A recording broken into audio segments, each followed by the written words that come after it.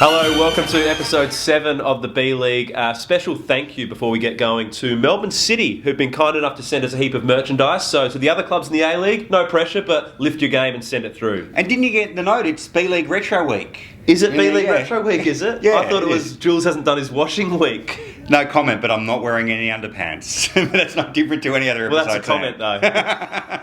Anyway, John Aloisi, the Brisbane Roar coach, introduced a new term into the A-League this week. Have a listen. You know, we're trying to make sure that the A-League is watched around the world, getting better crowds, better television viewers, and anti-football. Stop the game. So you're watching the B-League, often described as anti-comedy.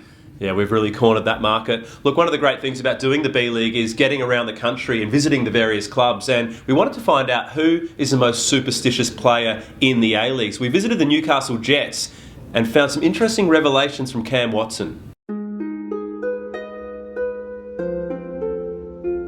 Got a few superstitions. I like to, put the left sock on before the right. It's always been a habit of mine. And 15 minutes before kickoff, try and eat a whole roast chicken. So every time I'm going out into the field, I tend to, hum along to one of my favourite songs, "Love Me Harder" by Ariana Grande.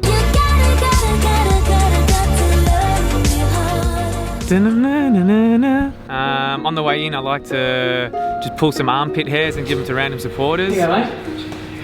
One thing I started doing from a young age was I love to cradle the World Cup trophy before a big game. Guaranteed, I always check other players for nits. I like to phone call a hotel in Latvia. Usually in the change room, try and get away either into the cubicle or the shower and do a trumpet solo for about 20 minutes.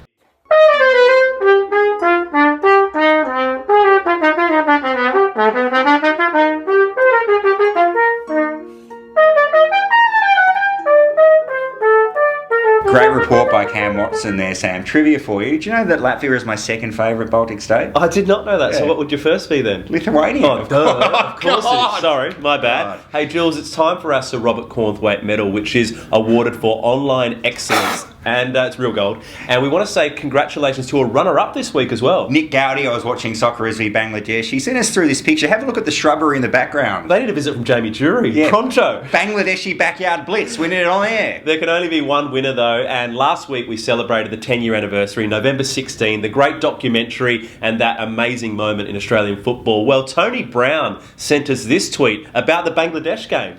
Great idea, Sam, because we all remember where we were during that game. Oh yeah, forget the Aloisi penalty. It's all about the Jedinak penalty. That is the biggest moment in Australian football. So well done to Tony Brown. You have scored yourself this medal and a personalised message from the man himself, Sir Robert Cornthwaite. Here it is. If you're not first, you're last. And this week, my friend, you're number one. You're number one, and that's why you're the president of Browntown. Ned ZELIC, Sam. He's not only a chief football analyst, he's also a published author. Yeah, he is. Netflix and Chill, the hit book, has really gone gangbusters for him, to the point now that he's getting a lot of offers for dates. So we said to him, Ned, we're going to follow you. Yes, and we have some leaked footage from a date on the weekend. Yeah, for me, the ingredients in Giuseppe's pizzas are just, individually brilliant, Thanks, Ned. Can I get you anything at all, darling? No, I'm okay, thank you. Are you sure? Maybe a towel? Excuse me, a towel? Yeah, a towel. Would you like one? No, thank you. Well, have a look through the menu. If you need me at all, I'll be just over there. Thanks. He's a bit strange, no? Yeah, I know, that's what I'm saying, he's a little bit...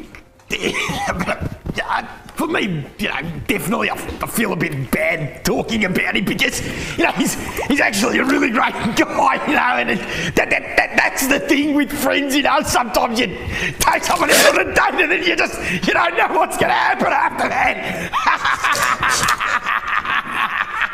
Jesus. Thank you, Ned. I had a great time. Yeah, for me, definitely, it was one of the best nights I've had in my life, and just feel my heart there, it's like boom, just bam, fantasy and destruction. I've never felt like this before. I feel so good. Good effort. Oh, Wow. Casanova. First time I've seen Ned score like that since the goal against Holland. Amazing. Well, Sam, that's it from us. So as we always say, good night, B-Leaguers, B-Leaguers. and good night, Marquee. Oh, actually, Marquee assistant referee, yeah, we just got word that he's injured and it's season-ending injury. so we can't say good night to him. It actually broke, so this is our one take. So Cheeseman's gone.